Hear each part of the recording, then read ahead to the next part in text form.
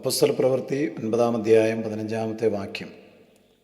നീ പോവുക, അവൻ എൻ്റെ നാമം ജാതികൾക്കും രാജാക്കന്മാർക്കും ഇസ്രായേൽ മക്കൾക്കും മുമ്പിൽ വഹിപ്പാൻ ഞാൻ തിരഞ്ഞെടുത്തിരിക്കുന്നൊരു പാത്രം ആകുന്നു. വളരെ അനുഗ്രഹിക്കപ്പെട്ടതാണ് ഇന്നത്തെ വചനം.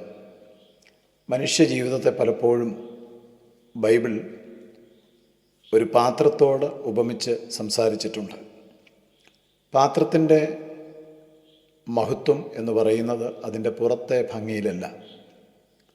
ഒരു പാത്രം വിലയേറിയതാകുന്നത് അതിൻ്റെ അകത്ത് എന്താണോ നിറഞ്ഞിരിക്കുന്നത് അതിൻ്റെ അടിസ്ഥാനത്തിലാണ്. മനുഷ്യജീവിതത്തിൻ്റെ യഥാർത്ഥ വില, ദൈവസന്നിധിയിൽ ഓരോ മനുഷ്യർക്കുമുള്ള സ്ഥാനം, അത് നിർണയിക്കപ്പെടുന്നത് ആ മനുഷ്യൻ്റെ ഉള്ളിൽ എന്താണ് നിറഞ്ഞിരിക്കുന്നത് എന്നുള്ളതിൻ്റെ അടിസ്ഥാനത്തിലാണ്. ദൈവം എപ്പോഴും വിളിക്കുന്നത് തൻ്റെ സാന്നിധ്യം, അതായത് തൻ്റെ നാമം വഹിപ്പാൻ തക്ക പാത്രങ്ങളായിട്ട് നമ്മെ വിളിക്കുകയാണ്. അപ്പോസ്തലപ്രവൃത്തികളിൽ നാം വായിക്കുന്നത് സഭയെ ഉപദ്രവിച്ചിരുന്ന ശൗലിനെ, ക്രിസ്തുവിശ്വാസികളെ തേടി നടന്നിരുന്ന ആ മനുഷ്യനെ വഴിമധ്യേ വെച്ച് ദൈവം സന്ദർശിക്കുന്നതാണ്.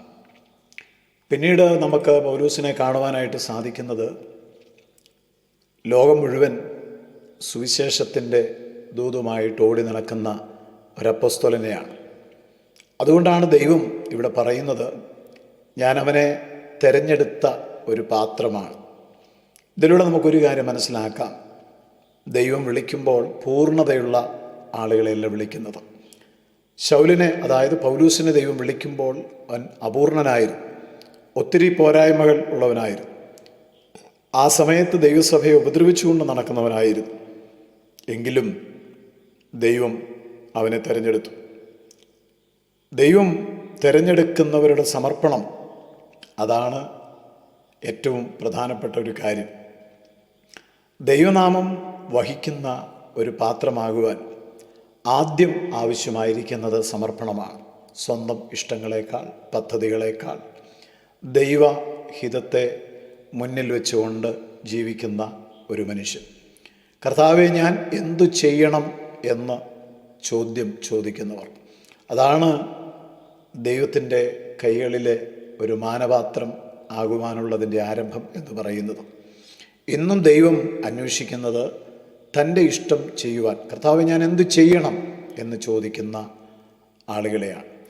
അടുത്തതായിട്ട് ദൈവം ഉപയോഗിക്കുന്ന പാത്രമാകണമെങ്കിൽ ശുദ്ധമായിരിക്കണം. മലിനമായ ഒരു പാത്രത്തിലും നല്ല വെള്ളം, ശുദ്ധജലം ആരും നിറയ്ക്കാറില്ലല്ലോ. അതുപോലെ പാപവും അഹങ്കാരവും അസൂയയും വിദ്വേഷവും വൈരാഗ്യവും നിറഞ്ഞ ഒരു ഹൃദയത്തിനകത്ത് ദൈവത്തിന് എങ്ങനെ തൻ്റെ മഹത്വത്തെ നിറയ്ക്കാൻ കഴിയും?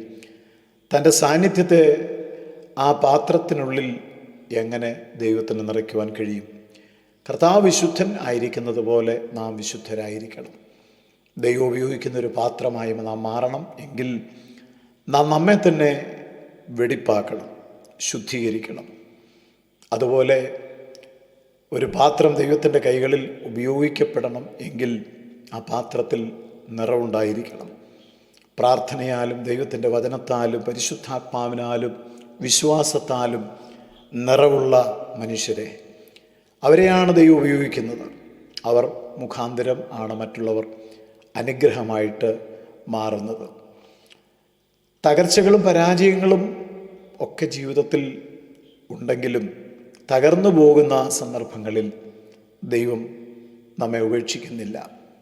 ദൈവം നമ്മെ ആ സമയത്തും അനുഗ്രഹിക്കുന്നു എന്നാണ് നാം മനസ്സിലാക്കേണ്ടത്. ബൈബിൾ പഠിക്കുമ്പോൾ പല പാത്രങ്ങളെക്കുറിച്ച് പറയുന്നുണ്ട്. തിമോഥെയോസിൻ്റെ ലേഖനത്തിൽ തന്നെത്താൻ വെടിപ്പാക്കുന്ന മാനപാത്രങ്ങളെക്കുറിച്ച് പറഞ്ഞിരിക്കുന്നു. ശുദ്ധമായവർ, സമർപ്പിതരായവർ, വിശുദ്ധ ജീവിതം നയിക്കുന്നവർ, അവരാണ് മാനപാത്രമാകുന്നത്. നെഹമ്യാവിൻ്റെ പുസ്തകത്തിൽ നാം ഇങ്ങനെ കാണുന്നു, നാം ഇനി നിന്നാപാത്രമായിരിക്കാതെ വണ്ണം. നിന്നാപാത്രങ്ങളുണ്ട്. അപ്പോസ്തലപ്രവൃത്തിയിൽ നമ്മൾ വായിച്ച വേദഭാഗത്തിൽ ദൈവം തിരഞ്ഞെടുത്ത, തൻ്റെ നാമം വഹിപ്പാൻ തിരഞ്ഞെടുത്ത പാത്രങ്ങളുണ്ട്. കൊരിന്ത്യർ ലേഖനത്തിൽ മൺപാത്രങ്ങളെക്കുറിച്ച് പറഞ്ഞിരിക്കുന്നു. എഫെസ്യ ലേഖനത്തിൽ നാം ഒരിക്കൽ കോപപാത്രങ്ങളായിരുന്നു എന്നാണ് പറഞ്ഞിരിക്കുന്നത്. റോമലേഖനത്തിൽ കരുണാപാത്രങ്ങളെക്കുറിച്ചാണ് വിശേഷിപ്പിച്ചിരിക്കുന്നത്. അങ്ങനെ നാം എല്ലാ മനുഷ്യ ജീവിതത്തെ പാത്രങ്ങളോട് ഉപമിച്ചിട്ടുണ്ട്. നാം മാനപാത്രമാണോ, കരുണാപാത്രങ്ങളാണോ, കോപപാത്രങ്ങളാണോ, നിന്ദാപാത്രങ്ങളാണോ, അത് നാം പരിശോധിക്കേണ്ടത് ആവശ്യമായിരിക്കുന്നു. നാം നിന്ദാപാത്രമാകുവാൻ പാടില്ല. നാം ദൈവത്തിൻ്റെ കോപപാത്രങ്ങളാകുവാൻ പാടില്ല. മാനപാത്രങ്ങളാകുവാൻ നമുക്ക് ദൈവം കൃപ തരണം. അതിനായിട്ട് നമുക്ക് നമ്മളെ തന്നെ സമർപ്പിക്കാം. ദൈവം ശൗലിനെ തൻ്റെ സാന്നിധ്യം വഹിപ്പാൻ തിരഞ്ഞെടുത്ത ഒരു പാത്രമായതുപോലെ നമ്മെയും രൂപാന്തരപ്പെടുത്തട്ടെ. സ്വർഗീയപിതാവേ, ഞങ്ങളെ ഓരോരുത്തരെയും ദൈവത്തിൻ്റെ സാന്നിധ്യം വഹിച്ചുകൊണ്ട് പോകുന്ന പാത്രങ്ങളാക്കി മാറ്റണമേ. ക്രിസ്തുയേശുവിൻ നാമത്തിൽ തന്നെ. ആമേൻ.